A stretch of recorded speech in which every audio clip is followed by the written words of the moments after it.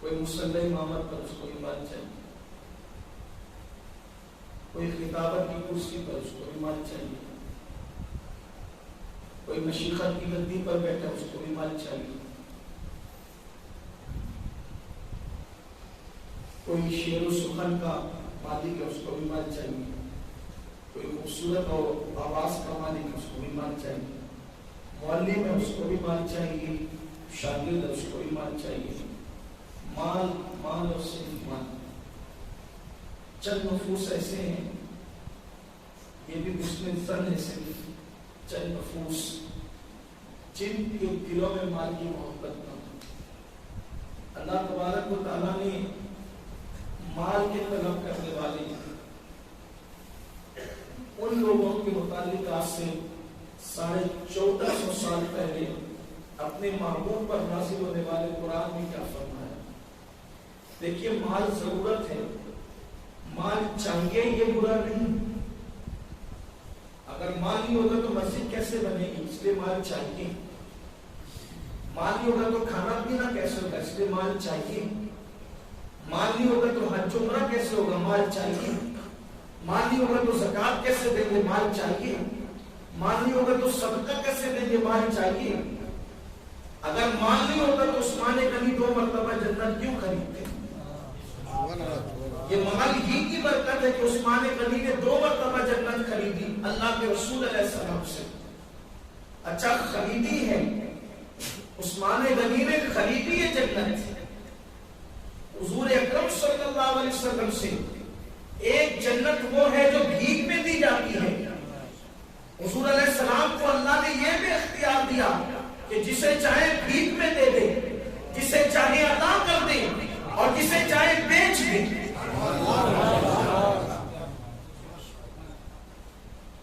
دوست کی چیز اس کے اذن سے اٹھا کر دی تو جا سکتی ہے، بھیک میں اتنے تعلقات قریب ہو جاتے ہیں، لیکن قربان جائیں، یہ دستور ہے کہ جب تک انسان کسی چیز کا مالک نہ ہو، نہ وہ کسی کو اٹھا کر بھیک میں دے سکتا ہے، نہ وہ بیچ سکتا ہے۔ مثال کے طور پر اتنی نازک سی بات ہے کہ اگر کسی نے مجھے دعوت دی کہ آپ کو کھانے کے لیے آنا ہے، تو مجھے اس کا اختیار نہیں کہ میں کسی دوسرے کو کہوں کہ تم بھی چلو میرے ساتھ دعوت میں، بلکہ اگر وہ آ جائے جو مدعو نہیں ہے، جسے دعوت میں مدعو نہیں کیا گیا ہے، اور میں کھانا کھا رہا ہوں، تو اس وقت اخلاقاً بھی مجھے اجازت نہیں ہے کہ جو مدعو نہیں ہے میں اس کو دسترخوان پر بلا کر یہ کہوں کہ چلو آؤ کھانا کھا لو۔ میں چپ چاپ کھاتا رہوں گا، اس کو بلا نہیں سکتا۔ اگر وہ مدعو ہے تو بلانے کی بات الگ ہے، کیونکہ وہ تو پہلے سے کھانے کے لیے آیا ہے، لیکن جس کو مدعو نہیں کیا گیا اس کو آپ بلا نہیں سکتے۔ بلکہ اگر آپ کے سامنے کھانا رکھا ہے، آپ دوسرے کو میزبان کی اجازت کے بغیر کھلا نہیں سکتے، کیونکہ آپ کو کھانے کے لیے بلایا گیا ہے، آپ کو تقسیم کرنے کے لیے بلایا گیا ہے۔ بلکہ دسترخوان پہ اگر کھانا بچ جائے تو آپ اس کو اٹھا کر گھر نہیں لے جا سکتے۔ کیوں؟ اس لیے کہ آپ کو کھانے کے لیے بلایا گیا ہے، لے جانے کے لیے بلایا نہیں گیا ہے۔ اب آپ اندازہ کریں، جس کو دعوت میں بلایا جائے، بچا ہوا کھانا وہ اٹھا کے لے نہیں جا سکتا، کسی کو دے نہیں سکتا۔ کیوں؟ اس لیے کہ مہمان ہے، مالک نہیں ہے۔ مصطفیٰ جان رحمت نے بھیک میں بھی جنت دی اور بیچ کے بھی بتایا کہ اللہ نے مجھے مالک بنایا ہے کہ میں بھیک میں بھی دے سکتا ہوں اور بیچ بھی سکتا ہوں۔ اسی لیے مرشدی کہتے ہیں جہاں مالی عطا کر دے وہی جنت ہبا کر دے، نبی مختار کل ہے جس کو جو چاہے عطا کر۔ عثمان غنی نے 2 مرتبہ جنت خریدی، بغیر مال کی نہیں خریدی جا سکتی۔ جو بغیر مال والے تھے حضور نے ان کو بھیک میں عطا کی، مالدار عثمان غنی نے خرید کر کے لی، اور ایک بار بھی 2 مرتبہ لی۔ تو مال برا نہیں ہے، مال کی طلب بھی بری نہیں ہے، بلکہ سیدنا صدیق اکبر دعا کرتے تھے اللہ مجھے مال دے مگر میرے دل کو مال کی محبت سے محفوظ فرما۔ مال دے، مال کی دعا مانگنا بری نہیں، مال مانگنا بھی برا نہیں، مالدار بن جانا بھی برا نہیں، لیکن ایک مالدار وہ ہے جو مال کو تجوری میں رکھتا ہے، مال کو جیب میں رکھتا ہے اور یار کو دل میں رکھتا ہے، یار کی محبت کو دل میں رکھتا ہے، اللہ و رسول کے پیار کو دل میں رکھتا ہے، ایسے مالدار کبھی برے نہیں۔ لیکن ایک مالدار وہ بھی ہے جو ہم اور آپ لوگ ہیں، ایک مال کے طلبگار وہ لوگ ہیں جو ہم اور آپ بھی۔ اللہ کرے ہم اس سے نکلے اس دلدل سے، جس نے مال کی محبت میں اللہ کو بھلایا، جس نے مال کی محبت میں عبادت کو بھلایا، جس نے مال کی محبت میں اللہ و رسول کے قانون کو بھلایا۔ ہم وہی لوگ ہیں، غافل لوگ، خود غرض لوگ، مطلب پرست لوگ۔ ہاں ہم مال کی محبت میں اتنے ڈوب جاتے ہیں، ایک طرف مال ہو، ایک طرف رسول اللہ کی ذات ہو، ہم کس کو ترجیح دیتے ہیں؟ بولنے میں بڑا مشکل ہوتا ہے، آپ کہیں گے کہ ہم تو حضور کو ترجیح دیتے ہیں، بلکہ ہم تو یہ کہتے ہیں کہ ہم اپنے جان قربان کر سکتے ہیں۔ بڑی معذرت کے ساتھ باتیں کرنا الگ بات ہے، نعرے لگانا الگ بات ہے، غلامی رسول میں موت بھی قبول ہے، اس طرح کے نعرے آسان ہیں، لیکن ابھی فیصلہ ہوگا۔ میں یہ نہیں کہتا آپ کیا کرتے ہیں، میں کیا کرتا ہوں۔ آئیے اس محفل میں آئینہ دیکھتے ہیں، ہم کرتے کیا ہیں۔ دیکھو ایک طرف اللہ رسول کا فرمان ہے جھوٹ مت بولنا، ایک طرف اللہ رسول کا فرمان ہے جھوٹ مت بولنا، اور دوسری طرف 2 روپے کے لیے، 10 روپے کے لیے، 20-25 روپے کے لیے ہم جھوٹی قسمیں تک کھا لیتے ہیں، وہ بھی اللہ کی قسم۔ لوگ یہ کہتے ہیں کہ اللہ کی قسم مجھے اتنے میں ملی نہیں، پڑی نہیں یہ چیز۔ جھوٹ بول کر کے سودا بیچتے کہ نہیں، چیز بک رہی تھی، اللہ نے کہا جھوٹ نہیں بولنا، اس کے محبوب کا فرمان ہے جھوٹ نہیں بولنا، اور مال کی محبت کہتی ہے جھوٹ بول مالدار بن جائے گا۔ بولو ہم کس کی بات سنتے ہیں؟ سچ سچ کہنا، ایمان والے دل پر ہاتھ رکھ کر کے سوچنا، ہم کس کی بات سنتے ہیں؟ یہ لاٹھیوں کا ماحول، یہ کرکٹ کے موقع پر چاہے وہ بڑے بڑے جوئے، یہ شراب کے اڈے مسلمان چلا رہے، بڑے بڑے بار مسلمان چلا رہے۔ مال کی محبت، اللہ اکبر، لوگ مال کی محبت میں مسجد کا تک قسم کر جاتے ہیں۔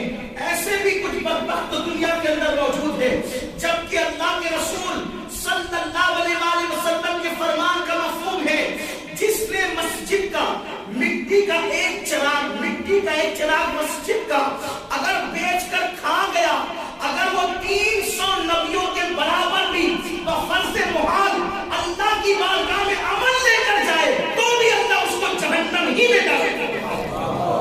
ایک مسجد کا مٹی کا چراغ ایک نبی کے برابر بھی عمل نہیں کر سکتا، لیکن اللہ کے رسول علیہ السلام نے مسجد کے مال کی اہمیت بتائی کہ مسجد کا چراغ اگر کوئی بیچ کر کھا گیا، 300 نبیوں کے برابر بھی عمل لے کر کے جائے، اس کا ٹھکانہ جہنم ہی ہوگا۔ آپ اندازہ کریں، ایک انسان کسی کا مال کھا لیتا ہے، کسی مسلمان کا مال غصب کر جاتا ہے، مال کے لیے ایک دوسرے کا قتل کیا جاتا ہے، مال کے لیے ایک دوسرے کو نیچا دکھایا جاتا ہے، مال کے لیے اللہ اکبر مسلمان ناچنے کی محفلیں تک منعقد کرتے ہیں، گانوں کی محفلیں تک منعقد کرتے ہیں۔ کیا نہیں کیا جاتا مال کے لیے؟ بس مال آنا چاہیے، حلال کے راستے سے آئے یا حرام کے راستے سے آئے، مال مال اور مال۔ اللہ اکبر، آج مسلمانوں کا حال کیا ہے کہ اگر ڈیوٹی پر جانا ہے، کاروبار کے لیے جانا ہے، تجارت کے لیے جانا ہے، صبح 5 بجے آنکھ کھل سکتی ہے، لیکن اللہ کی عبادت فجر کے لیے صبح آنکھ نہیں کھل سکتی۔ یہ صورتحال ہے ایسے مال کے پجاریوں کے لیے، ایسے مال سے محبت کرنے والوں کے لیے۔ قرآن کہتا ہے الہاکم التکاثر حتی زرتم المقابر، ہلاک کر دیا تم کو مال کی محبت نے، کافر کر دیا تم کو مال کی محبت نے، حتیٰ کہ تم قبروں تک پہنچ گئے، تم موت کے منہ میں پہنچ گئے، قبروں کے کنارے تک پہنچ گئے۔ مال کی محبت نے ہلاک کیا تمہیں، مال کی محبت میں غافل ہو گئے تم اللہ سے، یہاں تک کہ تم قبر کے تہانے تک پہنچ گئے۔ اور پھر قرآن کہتا ہے کَلَّا سَيَعْلَمُونَ ثُمَّ كَلَّا سَيَعْلَمُونَ، اور ضرور جان جاؤ گے اور ضرور جان جاؤ گے، قریب جان جاؤ گے۔ پہلا جان جانا کیا ہے؟ جو مال کی محبت میں تم نے اللہ کو بلایا تھا، جو مال کی محبت میں تم نے اللہ کے قانون کو بلایا تھا، جو مال کی محبت میں تم نے مصطفیٰ جان رحمت کی شریعت کو بلایا تھا، ابھی جب تم پر سکرات کی موت کا وقت طاری ہوگا، مرنے سے پہلے سکرات کا عالم ہوگا، قرآن کہتا ہے اس وقت جان جاؤ گے تم، حقیقت مال کو جان جاؤ گے کہ مال، جس مال کے لیے رشتے توڑے، جس مال کے لیے اللہ سے رشتہ کمزور کیا، جس مال کے لیے رسول اللہ سے رشتہ کمزور کیا، جس مال کے لیے مصطفیٰ جان رحمت کے لائے ہوئے دین سے رشتہ کمزور کیا اور بعض لوگوں نے توڑ دیا، قرآن کہتے ہیں جان جاؤ گے، اور ضرور جان جاؤ، ابھی دنیا سے گئے بھی نہیں ہو، سکرات کے عالم میں پتہ چل جائے گا کہ تم نے کتنا کیسا سودا کیا، کتنے خسارے کا سودا کیا، کتنے نقصان کا سودا کیا۔ اللہ کے حبیب علیہ السلام کو تسلیم فرماتے ہیں انسان کے 3 دوست ہوتے ہیں، 3 دوست، اور 3 دوستوں کا حال یہ ہوتا ہے کہ اللہ اکبر، 3 دوست ہوتے ہیں، ایک وہ ہے سب سے پہلے وہ ساتھ چھوڑتا ہے، 3 دوستوں میں سب سے پہلے تو ساتھ چھوڑتا ہے، سب سے پہلے، پھر دوسرا دوست ہے وہ اس کے بعد ساتھ چھوڑتا ہے، اور تیسرا دوست ہے وہ قبر کے اندر تک جاتا ہے۔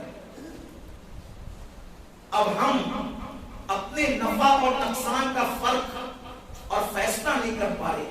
وہ 3 دوست کون ہیں جو انسان کے ساتھ ساتھ رہتے پوری زندگی؟ پہلا، سب سے پہلے ساتھ چھوڑنے والا، بولو جو پہلے ساتھ چھوڑ دے اس سے بڑا کوئی بے وفا نہیں۔ اس کے بعد جو ساتھ چھوڑے وہ بھی وفادار نہیں، اور جو قبر کے اندر تک ساتھ جائے اس سے بڑا وفادار کوئی نہیں۔ لیکن انسان، ہائے انسان، سب سے بڑے بے وفا سے سب سے زیادہ وفا کرتا ہے انسان، جو سب سے بڑا بے وفا ہے اس سے سب سے زیادہ وفا کرتا ہے، اور جو سب سے زیادہ بڑا وفا ہے اس سے سب سے زیادہ بے وفائی کرتا ہے انسان۔ وہ 3 دوست کون ہیں؟ آقا علیہ السلام نے فرمایا ایک دوست تمہارا مال ہے، دوسرا دوست تمہارے رشتے دار ہے، تیسرا دوست تمہارے اعمال ہے۔ پہلا دوست ادھر آنکھ بند ہوئی، آنکھ ادھر بند ہوئی، شریعت کا قانون آ گیا، مال تیرا نہیں وارثوں کا، ساتھ چھوڑ دیا، تجوری کا تجوری میں رہا، بینک کا بینک میں رہا، زمین کے جو جائیداد کے بچے تھے نام آپ کا ہے، ملکیت آپ کی نہ رہی، بیٹوں کی ہو گئی، بیٹیوں کی ہو گئی، رشتہ داروں کی ہو گئی۔ موت کے بعد سب سے پہلے جس کے ساتھ چھوڑا وہ مال تھا، اور ہم نے اللہ کے لیے، ہم نے مال کے لیے جس اللہ تبارک و تعالیٰ کا قرب کو چھوڑا، یہ مال ہی تو تھا، رسول اللہ کی نافرمانی کی یہ مال ہی تو تھا، اور اس نے سب سے پہلے ہمیں چھوڑ دیا۔ پھر آقا فرماتے کے رشتہ دار قبر تک جاتے ہیں، واپس لوٹ آتے ہیں، انہوں نے بھی ساتھ چھوڑا، جسے اعمال کہتے ہیں، وہ قبر کے اندر تک جاتے ہیں۔ لیکن ہم نے آج اعمال کو چھوڑ دیا، مال کے لیے رات دن دوڑ دھوپ ہے، مال کے لیے رات رات پر جگ بھی سکتے ہیں، مال کے لیے صبح کو اٹھ بھی سکتے ہیں، مال کے لیے کسی سے رشتہ داری توڑ بھی سکتے ہیں، مال کے لیے اللہ اکبر باپ بیٹا ایک دوسرے کے ساتھ جھگڑا بھی کر سکتا ہے، لیکن اعمال کی کوئی فکر نہیں۔ اور اللہ کے رسول صلی اللہ علیہ وسلم نے فرمایا اور اپنے خاندان کے لوگوں سے فرمایا، اللہ اکبر، کسی ایرے غیرے سے نہیں، اپنے خاندان کے لوگوں سے ارشاد فرمایا عمل کرو، عمل کرو، عمل کرو، اس لیے کہ جس کو عمل نے پیچھے کر دیا اس کو نسب آگے نہیں کر سکتا۔ اے بنو ہاشم، کئی قیامت کے دن ایسا نہ ہو کہ لوگ عمل لے کر کے آئے اور تم صرف نسب لے کر کے آؤ، اس لیے کہ جس کو عمل پیچھے کر دے گا اس کو نسب کبھی آگے نہیں کر سکتا۔ حضور اکرم صلی اللہ علیہ وسلم نے عمل کی بات کی اپنے خاندان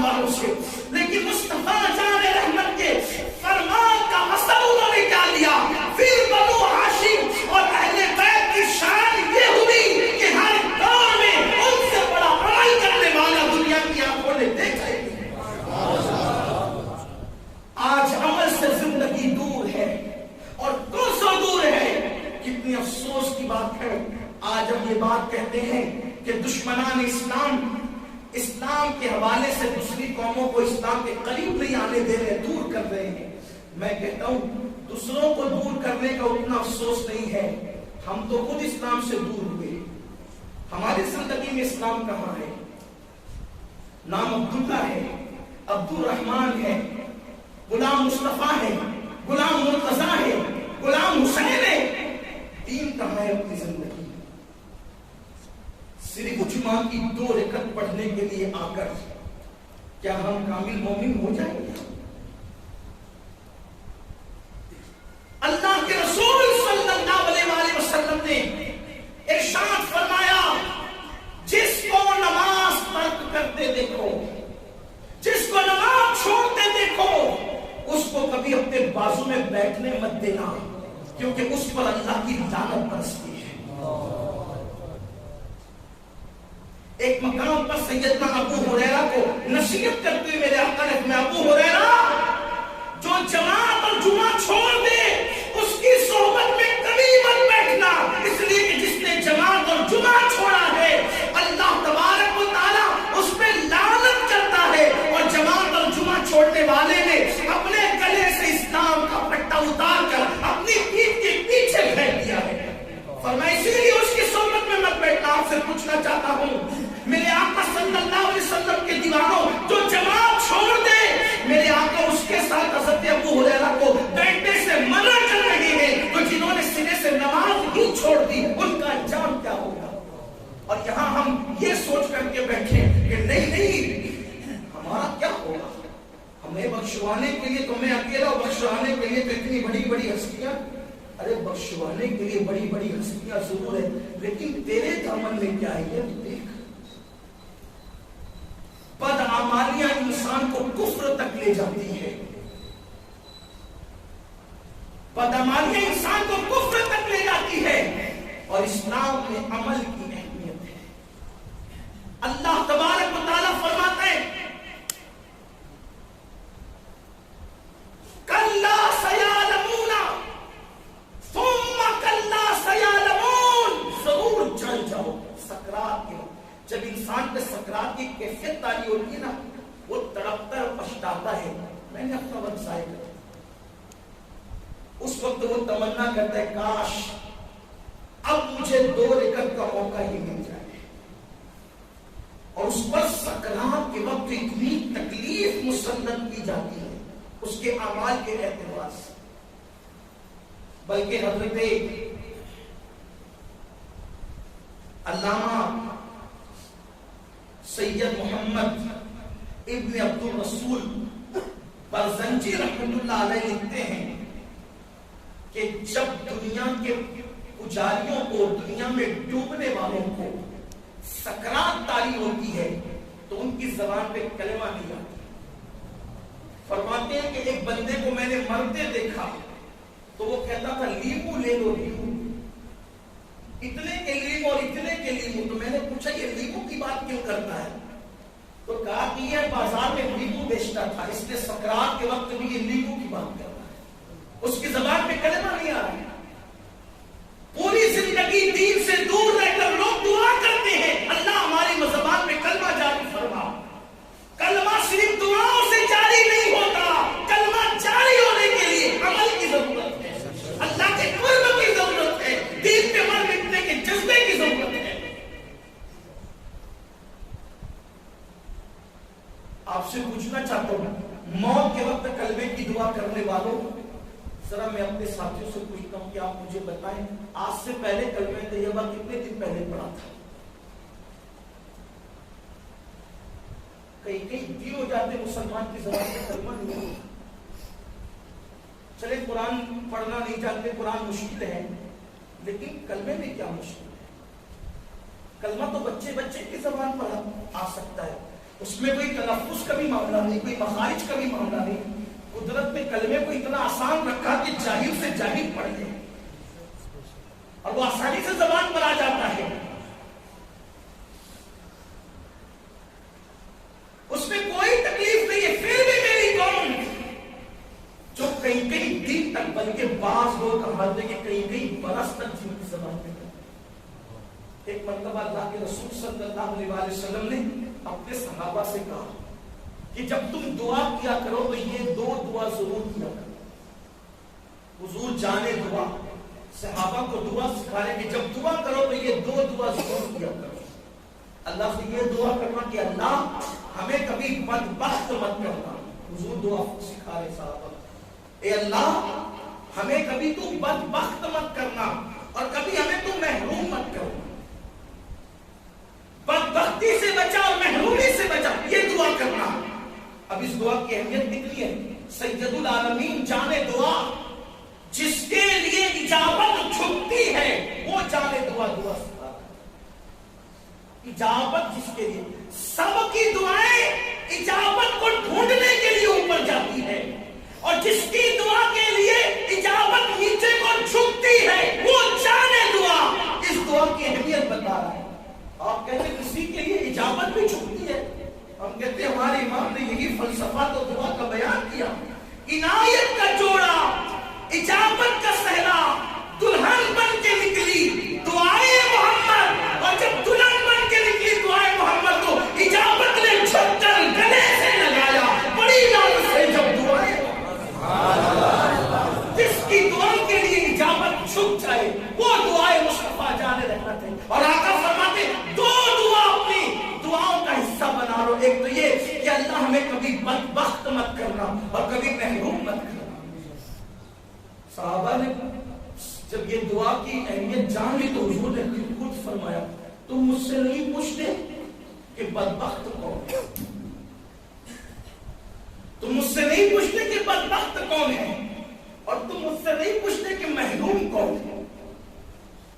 محروم اور بدبخت کے بارے میں مجھ سے نہیں پوچھنا چاہتے تم لوگ، کیونکہ لوگوں کا خیال تو یہ تھا کہ محروم تو وہ ہے جس کے پاس اچھا مکان نہیں، محروم تو وہ ہے جس کے پاس اچھی دکانیں نہیں، محروم تو وہ ہے جس کے پاس اچھے کھانے نہیں، محروم تو وہ ہے جس کے پاس اچھے لباس نہیں، محروم تو وہ ہے جس کے پاس کئی اولاد نہیں، محروم تو وہ ہے جو دنیا کے عیش و طرف سے جب وہ محروم کر دیا گیا وہ محروم ہے. لوگوں نے محروم یہ سمجھا تھا، اور بدبخت اس کو سمجھا جس کے ہاتھوں میں کبھی ہتھکڑیاں ہیں کبھی پیروں میں بیڑیاں ہیں. بدبخت اس کو سمجھا جو بیماریوں کے اندر مبتلا ہے. بدبخت اس کو سمجھا جو دنیا کی راحتوں سے محروم ہے. لیکن میرے آقا نے خود فرمایا کیا مجھ سے پوچھتے نہیں کہ بدبخت کون ہے، محروم کون ہے؟ تو صحابہ نے کیا اللہ جانے اس کا رسول بہتر جانے. حضور آپ بھی بتائیں کہ بدبخت کون ہے، محروم کون ہے. تو میرے آقا فرماتے ہیں جو لوگ نمازوں کو چھوڑ دیتے ہیں وہ بدبخت بھی ہے اور محروم بھی ہے. اللہ کے دین میں ان کا کوئی حصہ ہے ہی نہیں. کسٹمر کی محبت میں اور تجارت کی محبت میں نمازیں اور جماعتیں چھوڑنے والوں سید العالمین فرمائے اسلام میں ان کا کوئی حصہ نہیں جو نمازوں کو چھوڑ دیتے. اللہ نے ان کا حصہ اٹھا دیا، ان کا کوئی حصہ اسلام میں نہیں ہے. اتنا سن کر بھی ہم ہوش میں نہیں آئیں گے، ہم بیدار نہیں ہوں گے. اللہ فرماتے ہیں جان جاؤ گے، ضرور جان جاؤ گے. انسان نے دنیا میں جتنے گناہ کیے ہوں گے، گناہ وہ سب سکرات کے وقت اس کو دکھائے جائیں گے اور اس کا انجام بھی دکھایا جائے گا. اس وقت وہ رو رہا ہوگا تو اس کو رونا بھی نہیں آئے گا. اس پر اتنی پیاس مسلط کی جائے گی وہ پانی کو تڑپے گا، پانی مانگ بھی نہیں سکے گا، پانی بھی مانگ نہیں سکے گا. اور اگر حلق میں روح اٹک گئی، گلگلے کی کیفیت ہوگی، توبہ کرنا چاہے گا تو توبہ کا وقت بھی ختم ہو چکا ہو. بلکہ بعض لوگوں نے تو مرنے سے پہلے توبہ کی، قدرت نے منع کر. کچھ لوگ اتنے پر امید ہے کہ خوف کا نشان بھی ان کے دلوں سے ختم ہے. اتنے پر امید ہونے کی اسلام نے اجازت نہیں کی ہے. بین الخوف والرجاء کی کیفیت کا نام اسلام ہے، ایمان ہے. لیکن ہم نے تو اتنی امیدیں واپس کر. لوگ تو کہتے ہیں قیامت میں جو ہوگا دیکھا جائے گا. کیا ہوگا پہلے تیری سکرات کے وقت کا اندازہ. اگر یہ منزل اتنی آسان ہوتی تو صحابہ قبروں پہ جا کے روتے کیوں؟ سیدنا عثمان غنی میں نے شروع میں جن کا ذکر کیا، جب قبروں پر جاتے تھے تو اتنا روتے تھے کہ روتے روتے بے ہوش ہوش ہوتے تھے، بہت روتے تھے۔ عثمان غنی، اب کون عثمان غنی؟ 2 بار جس نے جنت خریدی ہے نا جنت، سید العالمین نے انہیں ضمانت، بلکہ حضور علیہ السلام نے اسی کے بارے میں یہ نہیں کہا جو ان کے بارے میں کہا، یہ ان کی خصوصیات میں سے فرمایا آج کے بعد عثمان کچھ بھی کرے، یہ کچھ بھی کرے کہ ذرا کسی کوئی تشریح کر کے بتا دے کہ کچھ بھی کرے۔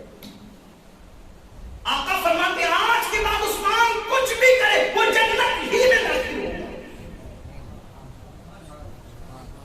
بلکہ دوسرے مقام پر یہ بات آقا نے فرمائی، اس کو بھی ذرا ملاحظہ کریں، فرمایا آج کے بعد اگر عثمان کوئی عمل نہ بھی کرے، کوئی نیکی نہ بھی کرے، آج ہی کا عمل اس کے لیے کافی ہے اور وہ جنت میں چلا جائے۔ یعنی جن کو اتنے یقین کے ساتھ اس قدر ضمانتیں دی گئی، وہ عثمان غنی جب قبر پر جاتے تھے تو روتے روتے بے ہوش ہو جاتے۔ ہے ہمارے یہاں کسی کو اتنا اختیار کہ کوئی کسی کو جنت دے دے؟ اگر آپ اسی طرح ہوا میں باتیں کریں تو کچھ بھی کر سکتے ہیں، لیکن حقیقت کچھ نہیں۔ یہ جو ہم بولتے ہیں اس کو دیکھو تو جنت ملے گی، اس کو دیکھو تو جنت، جن کو دکھا دکھا کے جنت بانٹ رہے ہو، کیا وہ بھی جنت میں جائیں گے؟ اس کی بھی کوئی گارنٹی نہیں ہے۔ یہ پھکیوں کا دور ختم ہے، حقیقتوں کے دور میں قدم رکھو، خود فریبی کے دور سے نکلو۔ جن کو جنت یقینی تھی ان کی خشیت اور خوف کا عالم کیا تھا؟ تنگ رہ جاؤ۔ سیدنا امام حسن مجتبی جو صرف جنتی نہیں، جنتی جوانوں کا سردار، اور وہ بھی میدانی طور پہ جنتی جوانوں کا سردار، حرم میں پیشانی رکھ کر، حرم میں مطاف میں، آج کا مطاف نہیں، سنگ مرمر والا ٹھنڈا مطاف نہیں، اس دور کا مطاف جہاں کنکر ہے، پتھر ہے، تپتی ہوئی ریت ہے، مکے کی چلچلاتی ہوئی تاریخی دھوپ ہے، کہ اگر اس زمین پر اس وقت کوئی گوشت کا لوٹا ڈال دے تو وہ بھون کر کے کباب کی شکل اختیار کر جائے، ایسی چلچلاتی دھوپ میں امام حسن سر زمین پہ رکھ کر کہتے ہیں میری مغفرت کر دے، میری مغفرت کر دے۔ یہاں آ کر حقیقتوں میں ڈوب کر کے سوچو، کہاں وہ راتیں جو فیس بک کی گندگی میں ڈوبی ہوئی ہے اور پھر بھی غرور ہے کہ ہم جنت میں جائیں گے۔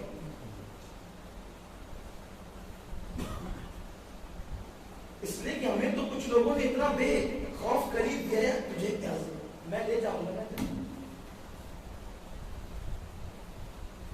میں پیران پیر کے بھی پیر کی بات کر رہا ہوں، ابھی پیران پیر کا ذکر نہیں ہو رہا ہے۔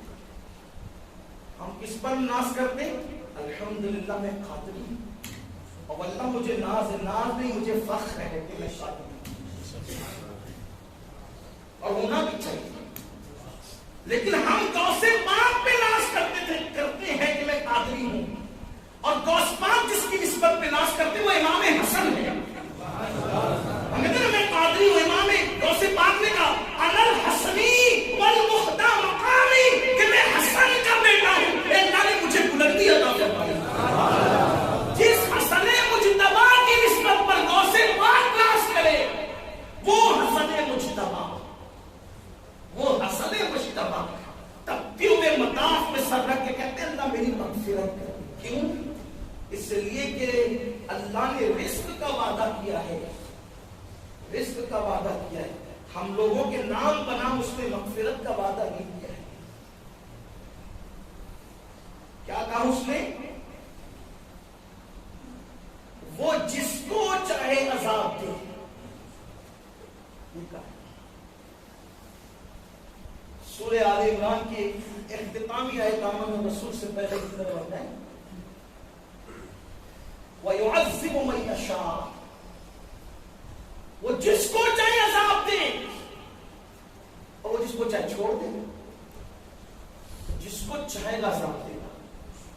ایک بات یہ بھی سن لینا کہ اگر کوئی پہاڑوں پر آپ اعمال لے جائے اور اس کو وہ چاہے عذاب دینا تو وہ دے گا، پھر وہ اس کا عدل ہے۔ اور اگر کوئی بندہ کچھ بھی نہ لے جائے اور وہ چاہے کہ چھوڑ دے تو وہ چھوڑ دے گا، یہ اس کا فضل ہے۔ تو جب لے جانے والے عذاب کا شکار ہو سکتے ہیں تو نہ لے جانے والوں کو تو زیادہ ڈرنا چاہیے۔ بھئی اگر دولت مند کہیں پھنس سکتے ہیں تو کلاش کو تو زیادہ ڈرنا چاہیے کہ میں بھی پھنس سکتا ہوں۔ دولت سے مراد یہاں نیکی کے دولت مند، دنیا کے دولت مند نہیں، وہاں تو کچھ چل نہیں ہے، کسی اور نوٹ کچھ نہیں چلے گا، وہاں کسی کی کچھ نہیں چلنے والی۔ جبریل امین کے متعلق قرآن کہتا ہے یوم یقوم الروح والملائکہ صفا لا یتکلمون الا من اذن، کہ جبریل علیہ السلام اور سارے فرشتے اللہ کی حیبت سے تھر تھر کانپتے ہوں گے، ان کو کلام کرنے کی جرأت نہ ہوگی۔ کلام تو وہی کرے گا جس کو اللہ اجازت دے گا، اور وہ معذور کون ہے جسے اللہ بولنے کی اجازت دے گا؟ وہ تمہارے اور میرے نبی کے سوا کون ہو سکتا ہے؟ وہ آمینہ کے نام کے جو بولیں گے، لیکن ان کے بولنے کا عالم بھی کیا ہوگا؟ کہتے ہیں کہ اتنی حمد کروں گا اور ایسے حمد کے الفاظ اللہ میرے دل پر القا کرے گا کہ آج تک میں نے خود بھی نہیں کیا، مجھ سے پہلے کسی نے نہیں۔ جس دن میں وہ حمد کروں گا ویسی حمد ہے، ویسی اللہ کی تعریف کریں گا۔ امام حسن مجتبی علی جدہ علیہ السلام کہتے ہیں میری مغفرت۔ کسی نے دیکھنے کے بعد کہا امام، جب انہوں نے سر سجدے سے اٹھا لیا، آنسوؤں سے داڑھی تر تھی، زمین گیلی تھی، اس کو ترس آیا، اس نے کہا امام آپ مغفرت کے لیے رو رہے ہیں، آپ مغفرت کے لیے رو رہے ہیں؟ آپ کی امی تو سیدہ فاطمہ، آپ کی ابا خاتم الولایت مولائے کائنات، آپ کے نانا مالک جنت سید الانبیاء، آپ کے بھائی حسین۔ امام حسن کا جواب کیا تھا؟ فرمایا یہاں ماں باپ کی منقبت پڑھنے کی جگہ نہیں ہے، یہ اللہ کی بارگاہ ہے، یہاں ہو کر اس کو منانے کا مقام ہے۔ یہ ہے وہ سچے لوگ، واقعی جن کے چہرے دیکھ کر جنت ملتی تھی، یہ وہ سچے لوگ۔ وہ یہ کہے ماں باپ ہمارے یقیناً وہی ہے جو تو کہہ رہا ہے، نانا بھی وہی ہے جو تو کہہ رہا ہے، بھائی بھی وہی ہے جو تو کہہ رہا ہے، لیکن یہاں تو اللہ کا حرم ہے، یہاں رونے کی جگہ ہے، یہاں رونے کی جگہ۔ اور یہی فکر ان کی خاندان والوں کو ملی۔ داتا صاحب نے کشف المحجوب میں لکھا ہے اس کو کہ حضرت سیدنا امام جعفر صادق جو سگے پوتے ہیں امام زین العابدین کے سید سجاد، جب ان کے دوست اور عوام سے جب وہ ملتے تھے، لوگوں سے ہم جیسے مسافہ کرتے ہیں لوگوں سے، ویسے وہ بھی لوگوں سے مسافہ کرتے تھے، اور مسافہ کرتے وقت تو لوگوں سے کہتے تھے وعدہ کرو، اگر تم بخش دیے گئے تو میری سفارش کروں، اور اگر میں بخش دیا تو میں تمہاری سفارش۔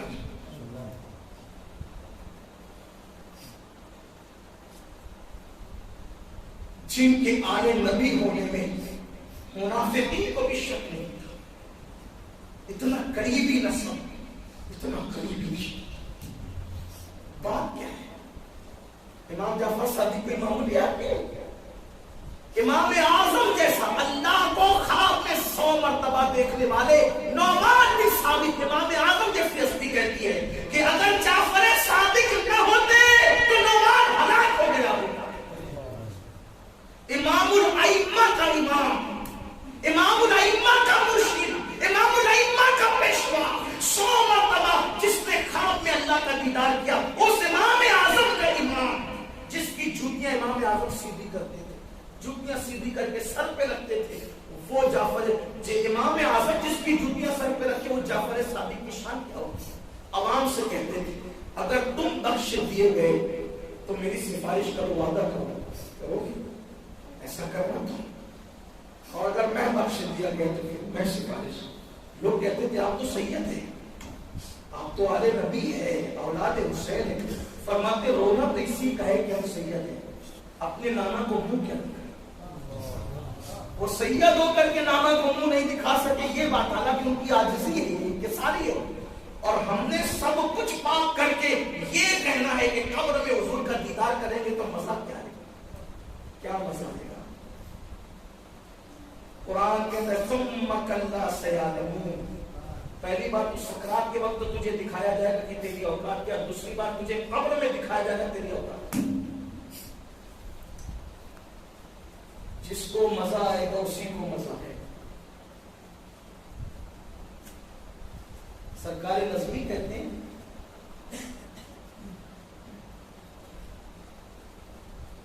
ان کا سامنا میں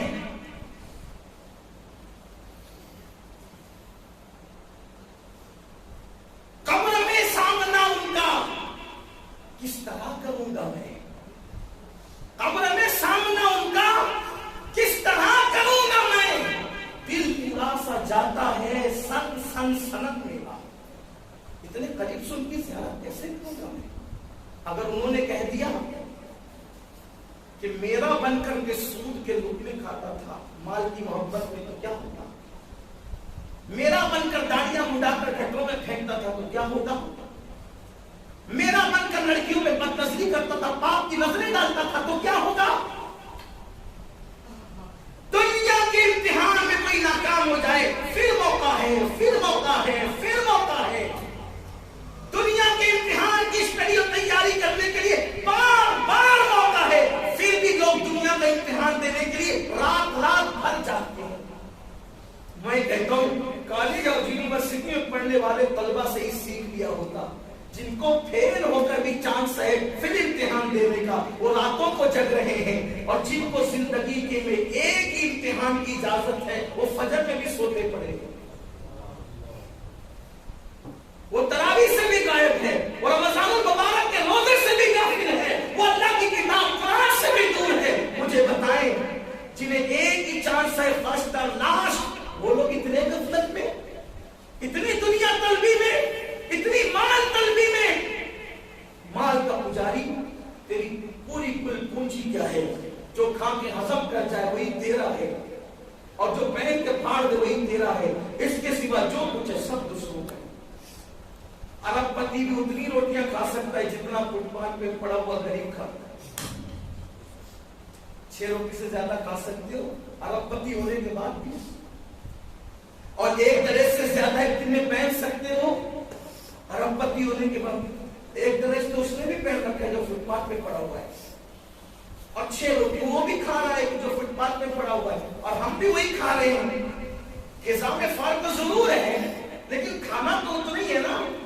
بلکہ میں تو یہ کہتا ہوں آج کے اس ماحول میں تو غریب کچھ اچھا کھا لیتا ہے. کیوں؟ دیکھو کوئی اپنے اوپر نہیں لینا، مطلقاً بات ہو رہی ہے. اور ہر بیمار سزا کے طور پہ بیمار ہوا ایسا نہیں ہے، کسی کو شک کی نظر سے مت دینا. مالداروں کے سامنے دسترخوان سجا ہوا، یہ لے نہیں، یہ نہیں دیتا، پریشر ہے ڈاکٹر نے بنا، یہ لے لے نہیں، یہ بھی نہیں لیتا، ہارٹ کا پرابلم ہے ڈاکٹر نے بنا، یہ لے لے اور یہ بھی نہیں لیتا، شوگر بھی ہے نا اس لیے یہ بھی نہیں لیتا.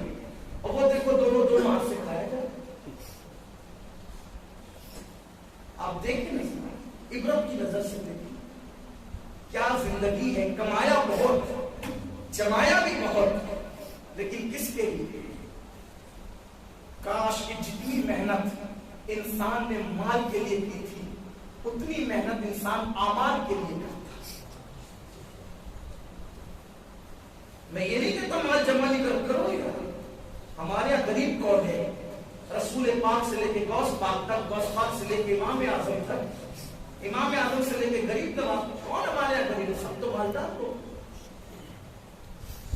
اگر آپ کو حیرت ہوگی تو بتا دو رسول اللہ صلی اللہ علیہ وسلم کی مہینے کی آمدنی لاکھوں روپے تھی اس دور میں، ماہانہ آمدنی. پھر آپ نے چولہا کیوں نہیں جلتا تھا؟ یہی تو شان ہے، یہی شان ہے کہ صبح کو لاکھوں آتے تھے، شام سے پہلے پہلے غریبوں میں تقسیم کر دیا. لیکن تھی لاکھوں کی آمدنی، تھی لاکھوں کی آمدنی، لاکھوں کی آمدنی.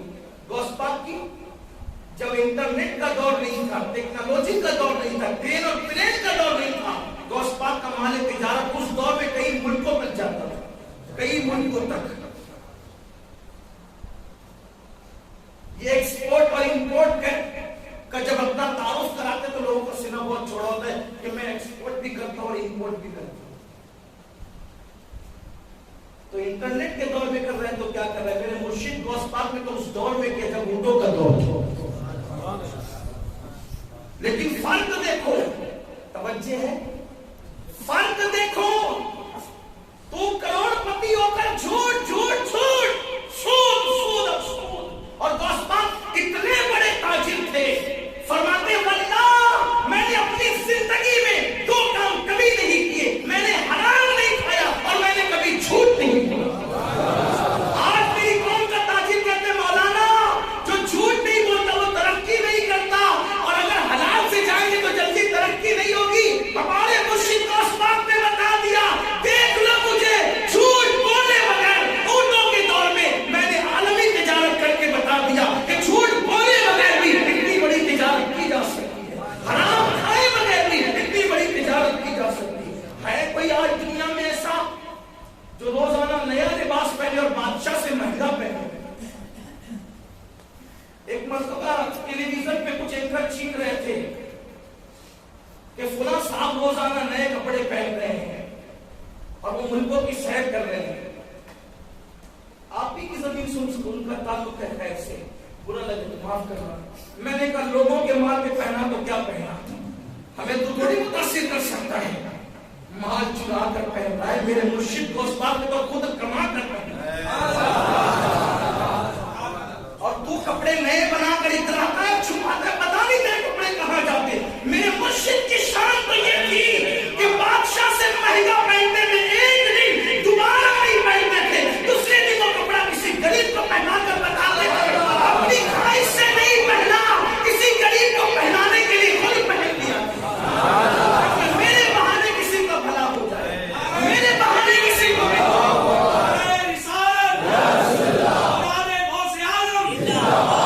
ہماری آنکھوں کو چکاچوند کوئی نہیں کر سکتا، اس لیے کہ ہم اصلیت کو دیکھ چکے ہیں. اس لیے اب کوئی بیت المال کے پیسے سے اگر پہن رہے تو کیا پہننا. تو دنیا کی طلب، دنیا پہلی منزل یہ ہے، پہلا مقام یہ ہے، پہلا کہ سکرات کیوں بتائیں. علامہ برزنجی فرماتے ہیں کہ ایک بندے کی موت کا وقت قریب تھا. وہ بار بار کہتا تھا وہ حمام والی کیسی تھی اور وہ حمام والی کیسی تھی. کلمہ بھی پڑھتا تھا، کہتا تھا حمام والی کیسی. اور جب اس کی زبان پہ کلمہ نہیں تھا تو لوگوں کو تشویش ہوئی، یہ حمام والی کیسی تھی کی بات کرتے. تو پوچھا کہ کیا معاملہ ہے؟ تو دوستوں نے بتایا کہ یہ اپنے کمرے میں بیٹھا ہوا تھا اور ایک عورت آ کر کے اس سے پوچھتے کہ وہ فلاں حمام کدھر ہے، تو اس نے اپنے گھر کی طرف بتایا. جب وہ گھر میں داخل ہوئی تو اس عورت سے اس نے کہا کہ میں تو آج تیری آبرو لوٹوں گا اور تیری عزت میں حملہ کروں. اس نے کہا کہ مجھے کوئی فکر اس کی نہیں، میں بھی تیار ہوں اس کے. اس نے کوئی ریئیکشن نہیں کیا، ہوشیار تھی، کوئی میں بھی تیار ہوں اس کے. تو جتنا چاہتا اس سے زیادہ میں چاہتا ہوں کہ تیرے ساتھ بدکاری کروں، لیکن مجھے بھوک لگی ہے، بھوک کوئی لطف نہیں آئے گا اس گناہ کرنے کا، پہلے کچھ کھلا دے. تو کہا کہ اس نے تو سوچا کہ چلو یہ تو اپنی فیلڈ کی خاتون نظر آتی ہے، تو بے فکر ہو کر کے چلا گیا روٹی اور حلوہ لانے کے لیے. ادھر ہو گیا ادھر وہ چلی گئی، عزت بچا. اس نے یہ ہلا اختیار کیا اور چند دنوں کے بعد اس کو موت آ گئی. تو یہ وہی ذکر کر رہے وہ حمام والی کیسی. کہیں اللہ نہ کرے ایسا نہ ہو کہ مرتے وقت ہماری زبانوں پر بھی کلمے کی بجائے دنیا کا کوئی نام. راتوں کو انٹرنیٹ کی جو رنگین باتیں ہم نے بنا رکھی ہے نا، یوٹیوب کی اور فیس بک، یہ اللہ نہ کرے کہ زبان پر جائے. اور یاد رکھنا ہم دنیا میں پہلی اور آخری مرتبہ ہے، اس سے پہلے کبھی نہیں آئے تھے، اس کے بعد کبھی نہیں. اس لیے اللہ کے لیے اعمال کی طرف توجہ اور جتنے عمل کر سکتے کوئی مت چھوڑو، ہر عمل کرو. لیکن ایک بات کہہ رہا، جو کرو اللہ کے لیے کرو. ہم یہاں بھی تھوڑے ناکام ہو رہے ہیں، تھوڑے نہیں بہت ناکام. ایک تو ہم عمل کرتے نہیں اور کرتے تو پھر اللہ کے لیے نہیں کر پاتے. حضور مفتی اعظم کہتے ہیں نفس بدکار نے دل پر یہ قیامت توڑی، عمل نیک کیا بھی تو چھپانے میں. حضور اکرم صلی اللہ علیہ وسلم فرماتے ہیں مجھے یہ فکر نہیں ہے، توجہ کریں، مجھے یہ فکر نہیں ہے کہ میرے بعد میری امت خود پرستی کرے گی، وہ نہیں کرے گی، میرے بعد میری امت شرک نہیں کرے گی، خود پرستی نہیں کرے گی۔ شیطان مایوس ہو چکا ہے آج کہ امت محمد یا شرک میں مبتلا ہو، خود پرستی نہیں ہوگا۔ البتہ شرک اصغر کا مجھے خوف کھائے جاتا ہے، مجھے خوف ہے شرک اصغر کا، چھوٹا شرک، وہ خوف مجھے بے چین کرتا ہے، بے قرار کرتا ہے، مجھے بہت ڈر ہے اپنی امت پر کہ وہ شرک اصغر میں گرفتار ہوگی۔ پوچھا کہ یا رسول اللہ یہ شرک اصغر کیا ہے؟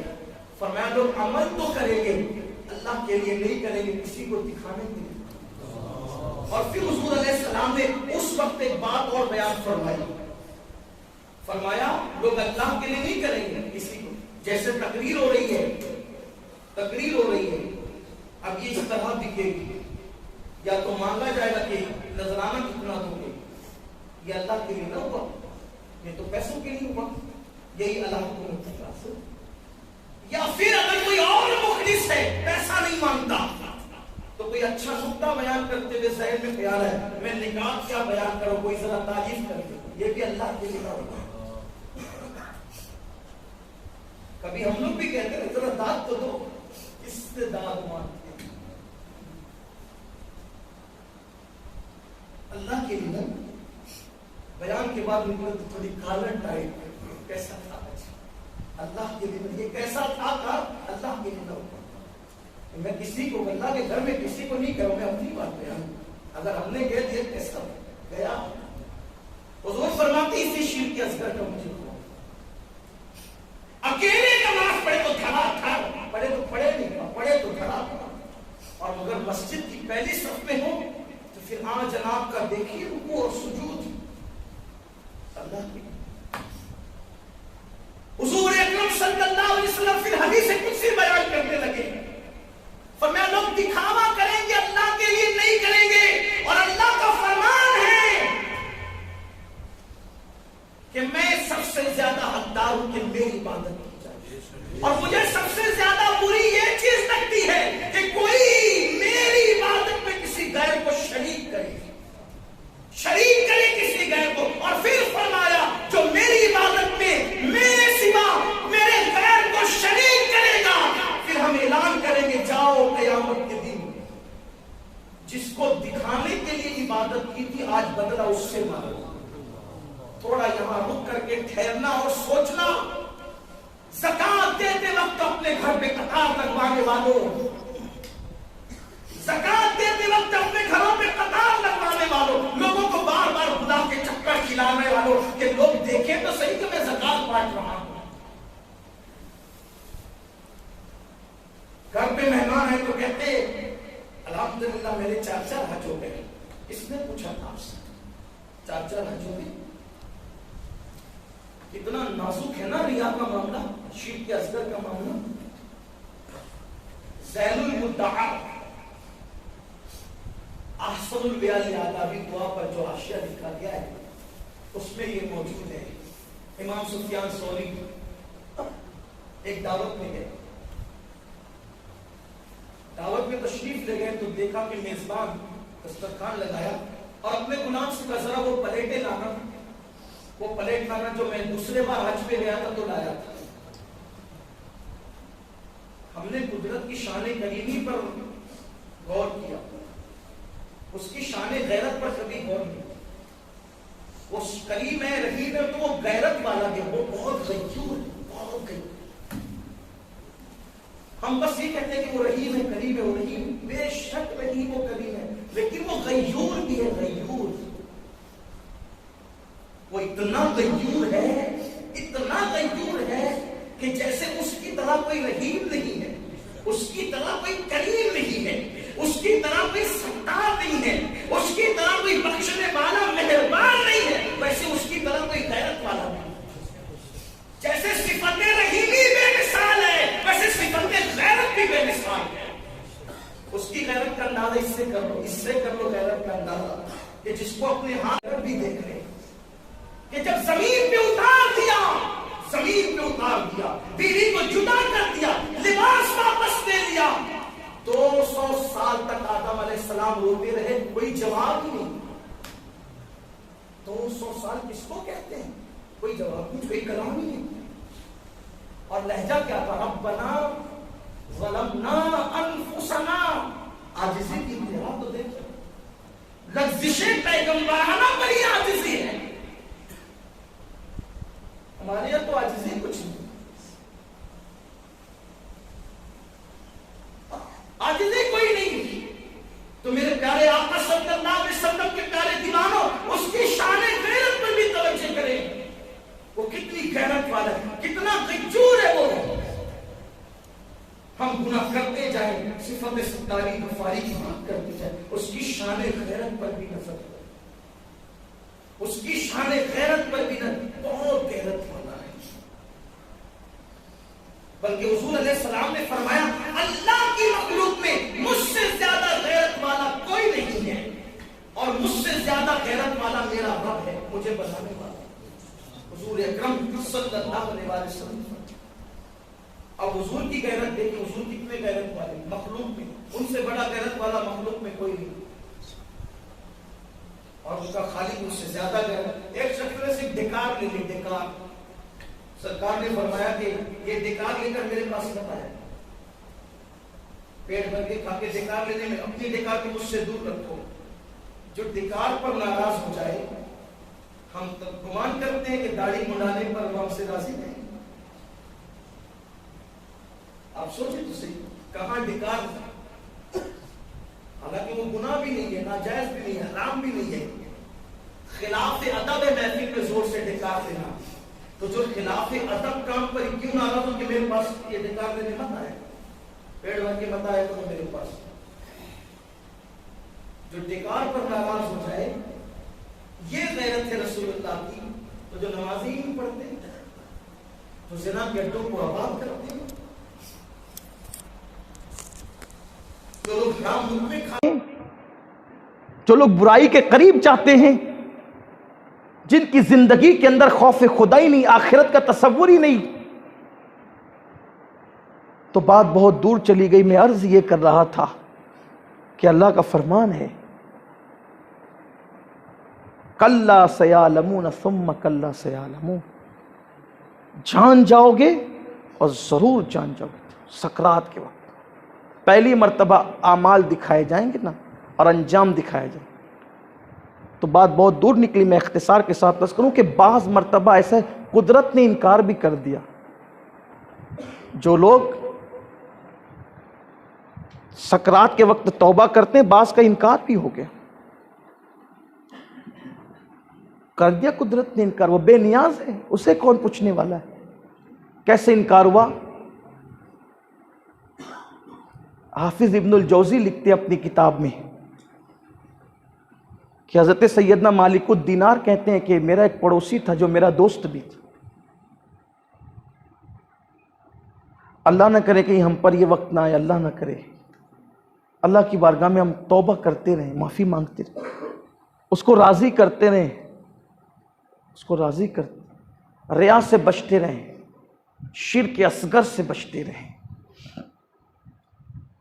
اس لیے کہ اللہ کا فرمان ہے کہ جب کوئی شرک اصغر کر کے آئے گا ریا کی شکل میں، تو میں کہوں گا کہ جاؤ لے لو اپنا جس کو دکھانے کے لیے عمل کیا تھا اس سے لے کر آؤ۔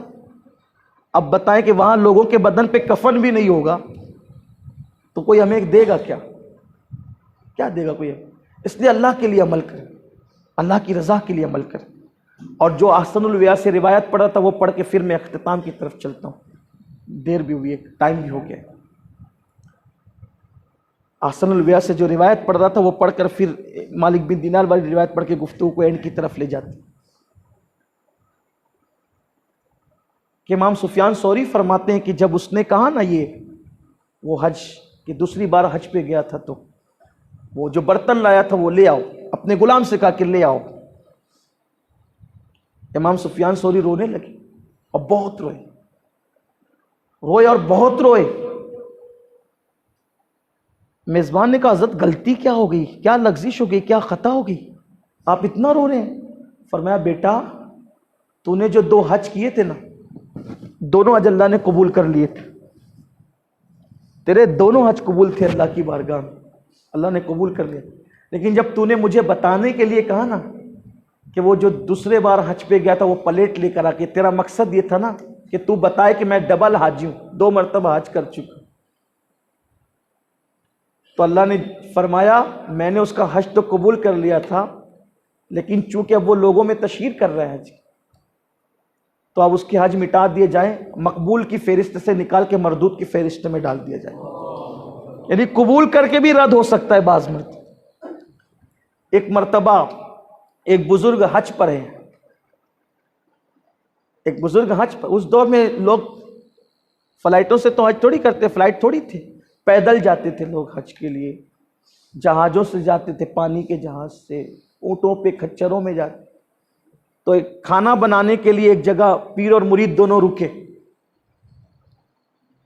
کھانا بنانے کے لیے رکے، نمک نہیں تھا، مرید نے کہا سرکار میں ابھی نمک لے کر آئے، ایک دروازے پہ گا کہ ہاں ہم لوگ سفر حج میں ہیں، ذرا نمک دینا، نمک ختم ہو گیا، لا کے نمک ڈالا، کھا لیے، سوئے تو خواب میں وہ بزرگ سے فرشتہ کہہ رہا تھا کہ نمک پر تو حج بیچ دیا، اب آگے کھانا پکانے کے لیے کیا بیچو گے؟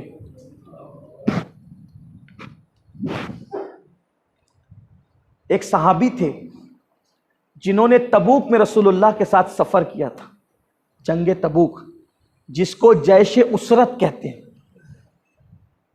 اسرت والی جنگ، اسرت والا سپاہ، اسرت والی فوج، اسرت والی فوج، اسرت یعنی مشکل، تنگی کا زمانہ۔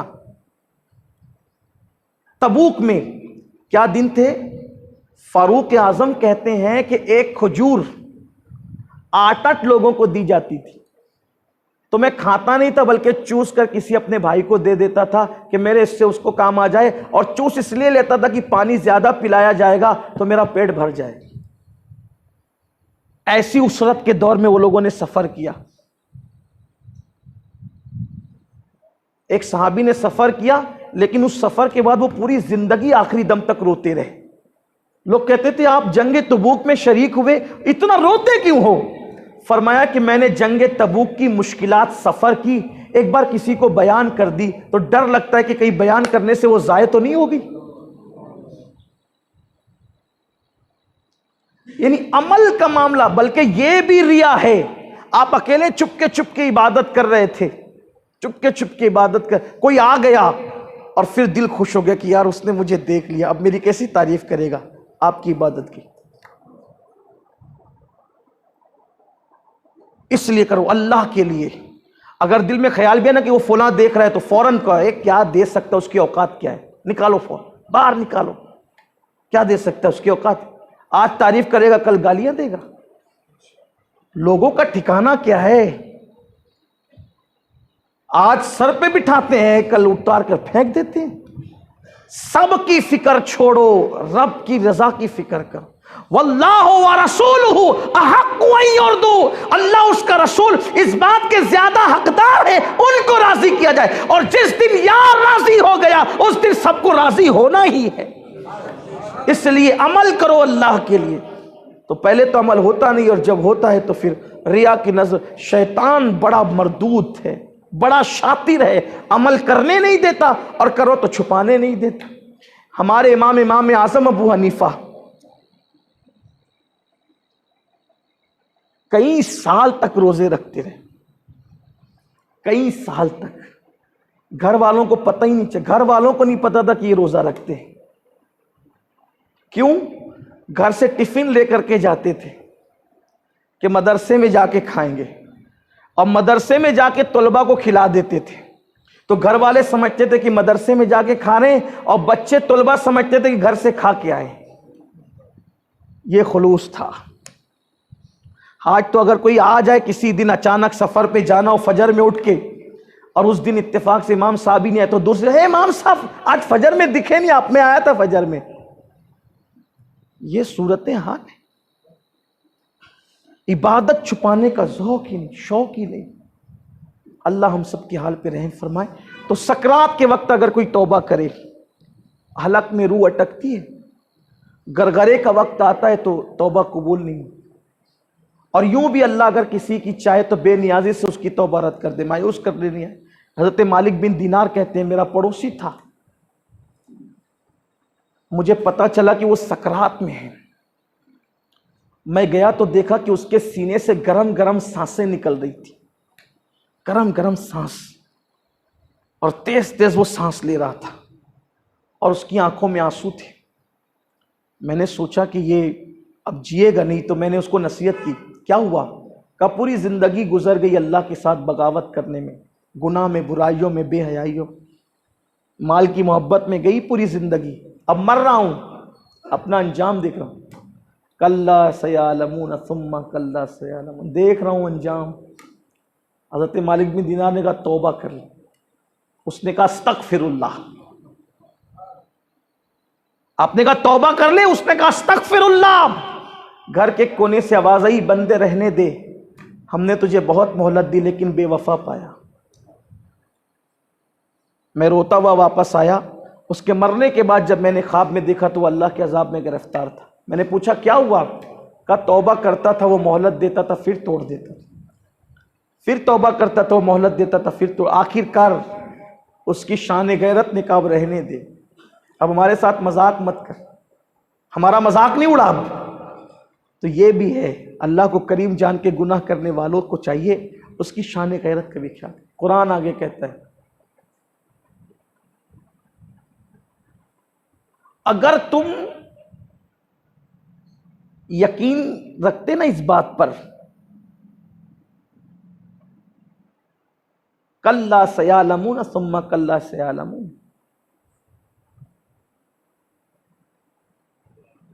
کلا لو تعلمون علم الیقین، اگر تم یقین رکھتے تو مال سے محبت کیوں کرتے؟ یہ دیکھنے پر اگر تمہارا علم یقین تھا، یقینی علم تھا، تو مال سے محبت کیوں کرا؟ مال کی محبت میں اللہ سے بغاوت کیوں کرتے؟ پھر اللہ فرماتا ہے لَتَرَوُنَّ الْجَحِيمَ، اور تم بے شک ضرور، اللہ اکبر، تاکید کے ساتھ بات کی جا رہی، لَتَرَوُنَّ الْجَحِيمَ، تم ضرور بے شک جہنم دیکھو گے۔ اللہ نے جنت دیکھنے کی بات نہیں کی، کہا کہ تم ضرور بے شک جہنم دیکھو گے۔ جہنم کیا؟ اگر ٹرین چل رہی ہو اور ہم کھائی دیکھ لے تو سر پھرنے لگتا ہے، چکر آنے لگتے ہیں، متلی کی کیفیت ہوتی ہے، راستے ٹیڑے ترچھے ہو تو آدمی کو الٹی ہونے لگتی ہے۔ سب جہنم دیکھیں گے، جنتی بھی جہنم دیکھ کر ہی گزرے گے۔ اس دن کا حال کیا ہے؟ قرآن کہتا ہے لَتَرَوُنَّ الْجَحِيمَ، تم جہنم ضرور بے شک دیکھو گے۔ جنت پہ جانے کا ایک ہی راستہ ہے جسے پلسرات کہتے ہیں، اور وہ جہنم سے ہو کر جاتا ہے۔ سوچے تو صحیح، کس کٹھن وادی سے، کس کٹھن گھاٹی سے گزرنا ہے، اور ہم غفلت اور صرف غفلت کا شکار۔ جہنم دیکھو گے، کہاں سے وہ آنکھ لائیں گے جہنم دیکھنے کے لیے، اور کہاں سے وہ ہمت لائیں گے جہنم دیکھنے کے لیے۔ ایک بزرگ رو رہے تھے، کسی نے پوچھا کیوں رو رہے ہیں؟ فرمایا بیٹا اگر اللہ یہ کہتا نا کہ میں تمہیں گرم پانی کا عذاب دوں گا تو بھی میرے لیے بہت تھا وہ، کیونکہ میرا جسم تو گرم پانی برداشت نہیں کر پاتا، لیکن اس نے گرم پانی کا عذاب دینے کی بات نہیں، اس نے آگ کا عذاب دینے کی بات۔ اپنے گیزر میں پانی زیادہ گرم ہو جائے تو ہم اس کو برداشت نہیں کر پاتے، جہنم کی آگ کا عذاب ہم کیسے برداشت؟ اور اللہ کہتا ہے ضرور بے شک تم جہنم دیکھو گے۔ کیا ہم نے سبیل کی ہے جہنم سے بچنے کی؟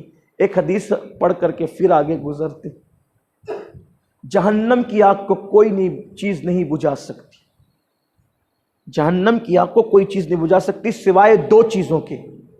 ایک تو جو صدقہ چھپا کر دے، وہ صدقہ جہنم کی آگ کو بجھائے گا، اور ایک جو اکیلے میں اپنے گناہوں کو یاد کر کے روئے، وہ آنسو جہنم کی آگ کو بجھائے۔ اللہ کرے یہ دونوں چیز ہمارے اندر ہے، صدقہ چھپا کر دیں، ایک ہاتھ سے صدقہ دو، بلکہ میں تو کہتا ہوں خود کو بھی خبر نہ ہو ہم دے کیا رہے، کبھی اس طرح بھی دے کر دیکھ۔ اب آپ کہیں گے کہ زیادہ چلا جائے گا، تو انہوں نے کہا جس نے دیا ہے اس کی راہ میں جاتا ہے تو کیا۔ بلکہ دو ایسی چیز جس ذات کے لیے دے رہے ہو اس سے بہتر تو کوئی ذات ہی نہیں. ختم کرتے کرتے، چونکہ بہت دنوں بعد آپ ملے ہیں تو یاد آ رہی بات. دیکھو جیسی ذات ہوتی ہے نا، ذات تحفہ بھی ویسے ہی ہونا چاہیے. ایک مرتبہ حضرت امیر محترم ایک سفر میں مجھے ایک واقعہ سنا رہے تھے. انہوں نے مجھ سے کہا مالدار کون؟ میں نے کہا کون آپ بتائیں. تو کہا میں واقعہ تمہیں سناتا ہوں. وہ واقعہ میں بتاتا ہوں. حضور قائد محترم نے جو مجھے بتایا، کہا کہ ایک بار ایسا ہوا کہ ایک کام والی تھی اور ایک اس کی سیٹھانی تھی. تو جب کام والی کو پتا چلا کہ سیٹھانی کے گھر شادی ہے تو وہ کپڑے کی دکان پہ گئی، اور کپڑے کی دکان پہ جانے کے بعد کپڑے والے سے کہا جو تیری دکان میں سب سے اچھی ساڑی ہے وہ دینا، کیونکہ مجھے میری سیٹھانی کو تحفہ دینا ہے. اور لے آئی، دے دی. اور جب سیٹھانی کو پتا چلا کہ کام والی کے گھر پہ شادی ہے تو وہ دکان پہ جا کر کے کہتی ہے کوئی ذرا ہلکی پھلکی ساڑی بتانا کیونکہ کام والی کو دینا ہے. تو حضرت نے فرمایا آپ بتاؤ مالدار کون ہوا؟ یہ مالدار تو وہی ہوا نا جو دل کا مالدار. سیٹانی کے لیے کام والی سب سے اچھی دکان میں سب سے اچھی ساڑی وہ خرید رہی ہے، اور سیٹانی مالدار ہو کر کے کام والی کے لیے. تو آپ سے کہتا ہوں ہم دے کس کے نام پہ رہے؟ للہ، فی سبیل اللہ. کیا دیتے ہیں؟ سچ کہنا. کیا دیتے ہیں؟ لوگ کہتے ہیں یار معاذ اللہ، یہاں تک لوگ کہتے ہیں کہ اللہ کی وہ عنایات اور اب وہ عطائیں ہم مسلمانوں پہ نہیں رہ گئی، پہلے بہت نوازے جاتے تھے. بلکہ اقبال جیسا شخص کہہ لیا رحمتیں ہیں تیری اغیار کے کاشانوں پر، برق گرتی ہے تو بیچارے مسلمانوں پر. وہ خود شکایت کر بیٹھے اقبال، یہ سب دیکھ کر، ہے نا، شکوے کر بیٹھے. میں پوچھتا ہوں جب تک ہم اللہ کو جو دیتے تھے پھر اللہ بھی ویسے ہی دیتا. کیا دیتے تھے پہلے اللہ کو؟ پہلی رات کا دولہا دلہن چھوڑ کر کے جان دینے جاتا تھا. اللہ کی محبت میں بیٹوں کو لٹایا، اللہ کی محبت میں گھر چھوڑا، اللہ کی محبت میں مال چھوڑا، اللہ کی محبت میں کرتا تک اتار کے دے دیا کہ یا رسول اللہ جنگ پہ جا رہے ہیں، میرا کرتا کسی مسلمان کے کفن کے لیے کام آ جائے. تو پھر فرشتوں کو ٹاٹ پہنا دیا جاتا تھا. آج یار کی محبت میں صدیق نے ٹاٹ پہنا ہے، سب پہن لو ٹاٹ. تو دینے والے بھی تو ایسے. اور ہم کیا دیتے ہیں؟ جو کھانا کسی کے کام نہیں آئے گا وہ کھانا اللہ کے نام پر. صحیح؟ جو کپڑے کسی کے پہننے کو گھر میں کام نہیں آئیں گے وہ کپڑے اللہ کے نام پر. جیب میں جو سب سے پھٹی ہوئی نوٹ ہوگی وہ نعت خواں کو دی جائے. یہ صورتحال ہے. کم سے کم اتنا تو دیکھو. ایک بزرگ نے اپنے مرید، جب کسی کو ایک بندے کو مرید کیا بزرگ نے، تو مرید نے کہا حضرت نصیحت کر دو، مرید تو ہو گیا ہوں کچھ نصیحت کرو. تو آپ نے کہا بیٹا اپنے آپ کو کبھی اللہ سے بہتر مت سمجھنا. اس نے سوچا او ہو یہ کون سی نصیحت ہے؟ حضرت کوئی اللہ کو بہتر، اللہ سے اپنے آپ کو کوئی بہتر سمجھ سکتا ہے؟ فرمایا بعد میں سمجھ میں آئے گا، جا. لوگ بولتے نہیں ہیں لیکن عملی طور پر تو بہتر سمجھتے ہیں. بولنا اور ہے، نہیں بولتے، سمجھتے، ثابت ضرور کرتے اپنے آپ کو اللہ سے بہتر کہیں نہ کہیں ثابت کرتے. او حضرت یہ کیا بات ہے؟ کہا جا بھائی ابھی جا، تجھے بعد میں، ابھی پہلا دن ہے خانقاہ میں، تجھے بعد میں سمجھ میں آئے. دوسرے جو سینئر مرید تھے پرانے، ان کو کہا بھائی اس کو کھانا کھلاؤ. اچھے اچھے کھانے چن دیے گئے، یہ وہ سب جو اچھے کھانے ہو سکتے تھے اس دور. ساتھ میں تھوڑی سی کڑی یا دال بھی تھی. ایک فقیر آیا، اللہ کے نام پہ کچھ دو بابا. اس نے دیکھا کیا دوں؟ تو جو سب اچھی ڈشیں تھی اس کو رہنے دیا، اور جو پتلی سی دال تھی وہ اٹھا کر کے فقیر کے ہاتھ میں تھما دی. پیر صاحب چلے آئے، کہا تھا نا اپنے آپ کو اللہ سے بہتر نہیں سمجھ. حضور یہ میں نے کیا کیا؟ کہا دیکھ دو چیزیں، ایک تیری ذات، ایک اللہ کی ذات. مانگنے والے نے کیا بول کے مانگا؟ اللہ کے نام پر دو. حالانکہ فقہا نے اس پر گفتگو کی ہے، مگر چونکہ میں کسی کا قول نقل کر رہا ہوں، میں اس طرح مانگنے کی اجازت نہیں دے رہا ہوں.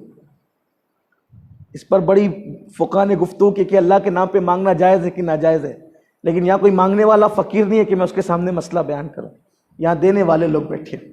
مانگنے والے نے تو یہی مانگا نا، اللہ کے نام پہ دو، کہ تو نے اپنی ذات کے لیے اچھا رکھا اور اللہ کے نام پہ تو نے وہ ڈال دی جو تجھے پسند نہ تھی، تو اب بتا کہ تو نے اپنی ذات کو اللہ کی ذات پہ عملی طور پہ ترجیح دی کہ نہیں دی. یہ عملی ترجیح تو ہو رہی ہے، کیونکہ حدیث پاک ہے تمہارا دیا ہوا صدقہ فقیر کے ہاتھ میں بعد میں پہنچتا ہے، پہلے وہ اللہ کے دست قدرت میں پہنچتا ہے. اس لیے اللہ کے لیے جو، حالانکہ کسی کی یہ نیت اور عقیدہ نہیں ہوتا، وہ صوفیہ کا اپنا فلسفہ ہے سمجھانے کا، کسی کی یہ نیت نہیں ہوتی. اس لیے اللہ کی راہ میں وہ دو جو تمہیں اپنے من کو ہے. قرآن کہتا ہے لن تنالوا البر حتى تنفقوا مما تحبون، تم ہرگز نیکی کو نہیں پہنچ سکتے جب تک اپنی پسند کی چیز اللہ کی راہ میں قربان نہ کرو. جب یہ آیت نازل ہوئی، ایک صحابی نے اپنا باغ اللہ کی راہ میں صدقہ کر دیا. حضور نے کہا تم نے ایسا کیوں کیا؟ کہا حضور اللہ نے آپ پر آیت نازل فرمائی نا کہ تم اپنی پسندیدہ چیز کو اللہ کی راہ میں جب تک قربان نہیں کرو گے نیکی کو نہیں پہنچ سکتے. تو وہ باغ ہی مجھے سب سے زیادہ پسند تھا، اس لیے میں نے اسی کو صدقہ کر دیا. حضرت عمر ابن عبدالعزیز شکر زیادہ صدقہ کرتے تھے، شکر زیادہ بانٹتے تھے. لوگوں نے کہا شکر ہی کیوں بانٹتے؟ کہا تو نے قرآن نہیں پڑھا کہ تمہیں جو بہت زیادہ پسند ہو اس جو چیز جب تک وہ صدقہ نہیں کرو گے تب تک تم نیکی کو نہیں پہنچ سکو گے. تو مجھے چیزوں میں سب سے زیادہ شکر پسند ہے، اس لیے میں لوگوں میں شکر تقسیم کرتا ہوں، شکر کا صدقہ کرتا ہوں. تو قرآن کہتا ہے کہ تم ضرور جہنم کو دیکھو گے، بے شک دیکھو. اور پھر کہا ثم لتسألن یومئذ عن النعیم، اور تم سے قیامت کے دن ہر نعمت کے بارے میں پوچھا جائے. نیند کی نعمت، کھانے کی نعمت، پینے کی نعمت، چلنے کی نعمت، ہر نعمت کے بارے میں پوچھا جائے گا. اب بتاؤ جب نعمت شمار نہیں کر سکتے تو سوالات کتنے ہوں گے؟ کن کن نعمتوں کے بارے میں اللہ کی بارگاہ میں جواب دو گے؟ اس لیے آج اللہ نے موقع دیا ہے، شکر بھی کرو، مال بھی کماؤ، لیکن مال کی محبت سے اپنے دل کو بچاؤ. مال تجوری میں رہے اچھا ہے، مال جیب میں رہے اچھا ہے، مال دل میں نہیں رہنا چاہیے، بلکہ مال کی محبت کو دل سے نکالو، اللہ کی راہ میں خرچ کرنے کی عادت ڈالو، دین کے قریب آؤ، مذہب و مسلک کے قریب آؤ. یاد رکھیے دولت ختم ہونے کی چیز ہے، ایمان باقی رہنے کی چیز ہے، دین باقی رہنے کی چیز ہے. اس لیے اپنا دل لگانا ہے، اللہ رسول سے لگاؤ اور مال کی محبت کو دل سے نکالنے کی کوشش کرو. جتنا مال کمانے کے لیے محنت کرتے ہیں اس سے کچھ وقت اعمال کے لیے بھی ہم وقف کریں، اعمال کے لیے بھی ٹائم نکالیں. ہو سکے اپنے چہروں پہ داڑیاں سجائیں، ہو سکے کیا بلکہ سختی کے ساتھ اپنے نفس پہ یہ چیز نافذ کریں، نماز کے پابند بنیں. کتنی بھی سخت ڈیوٹی ہے کم سے کم فرض نماز تو پڑھ ہی لیا کریں. مطلقاً نہ پڑھنے سے اچھا ہے کہ کم سے کم فرض ہی پڑھ لیں. میں یہ نہیں کہہ رہا ہوں کہ سنتوں سے چھٹی ہے، استغفر اللہ، قطعاً نہیں. سنت موقدہ اور غیر موقدہ کے متعلق ہمارے بزرگوں کی جو ان کے جو نظریات ہیں وہی میرے نظریات ہیں، لیکن یہ کہہ رہا ہوں نہ پڑھنے سے اچھا ہے کہ کم سے کم فرض پڑھ لو. اور یہ جو آپ کے ذہن میں کہ کرتے کے بغیر نماز نہیں پڑھوں گا، بھائی جس لباس میں چاہے پڑھ لے لیکن پڑھ تو صحیح. اگر ایک مشت داڑھی رکھنے میں شرم آتی ہے کم سے کم شروعات میں چھوٹی رکھ لے، نہیں سے ہاں تو ہے. حالانکہ ایک مشت واجب ہے، اس کی ہمارا نظریہ ہے، احناف کا نظریہ ہے، ہمارا عقیدہ ہے، لیکن نہیں رکھنے سے اچھا تو ہے کہ دین کے تھوڑا قریب تو آؤ، کچھ قدم تو بڑھاؤ. میرا یقین ہے انشاءاللہ کہ چھوٹی سی داڑھی رکھو گے اتنی خوبصورتی ہوگی کہ ایک مشت رکھنے پہ مجبور ہو جاؤ گے. فرض پڑھو گے وہ سکون ملے گا، سنتوں کے پابند ہو جاؤ گے انشاءاللہ. لیکن آپ کو آنا ہوگا، مرنے کے بعد اللہ کی طرف پلٹنا ہے، جیتے جی اللہ کی طرف پلٹ جاؤ، ہلاکت کی طرف نہ جاؤ. موت جلد آنے والی، بہت جلدی آئے گی اور بہت جلدی آئے گی. موت کی تلوار سروں پہ لٹک رہی ہے، 15 سال کے بعد بھی آئے گی تو جلدی ہے، 20 سال کے بعد بھی آئے گی تو جلدی ہے، 50 سال کے بعد بھی آئے گی تو جلدی ہے. کورونا کی قیامت نے قیامت سے پہلے ہمیں کچھ سبق سکھا دیا اور بتا دیا دنیا میں کوئی اپنا نہیں ہے. بھائی کے جنازے میں بھائی نہیں گیا، بتا دیا دنیا میں کوئی اپنا نہیں. بیٹا باپ کے جنازے کو کندھا دینے ڈر رہا تھا کورونا کے پیریڈ میں. ہمارے ایک مبلغ میت کو غسل دینے کا، کورونا کا مریض نہیں تھا وہ، لیکن لوگوں نے پرچار کر دیا تھا کہ کورونا میں گیا، تو ان کو بتایا گیا کہ بھئی کورونا کا نہیں ہے، غسل دے دو. انہوں نے بھی کٹ وغیرہ پہن کے غسل دیے، کوئی پانی ڈالنے والا نہیں تھا. بیٹے کو کہا، اس کے میت کے بیٹے کو، آ بھئی ذرا پانی تو ڈال. اور کہتا ہے مولانا میرے 4-5 بچے ہیں، مجھ پہ رحم کرو. باپ کی میت پہ بیٹا پانی ڈالنے تیار نہیں تھا. کس دنیا کی ہم بات کر رہے ہیں؟ اس لیے اپنی تیاری خود کرو. پتہ نہیں اپنے لیے کوئی مغفرت کی دعا بھی کرے گا کہ نہیں کرے گا.